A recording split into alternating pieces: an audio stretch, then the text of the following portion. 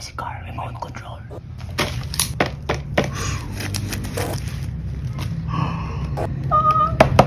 Wow! Oo, ganda.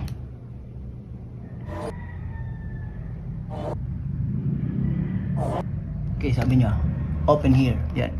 Alright. Oops. Okay, manual.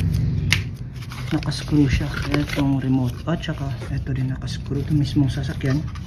Itong car nakascrew dito sa box. Yan, tanggal na. Ooh. Ito yung switch. Turn na natin. Oh! Ready to play ka agad. So ito yung cable niya para sa charging. Saksak dito kapag mag-charge na. Yan. Diyan ka muna. Ito yung remote. Yan.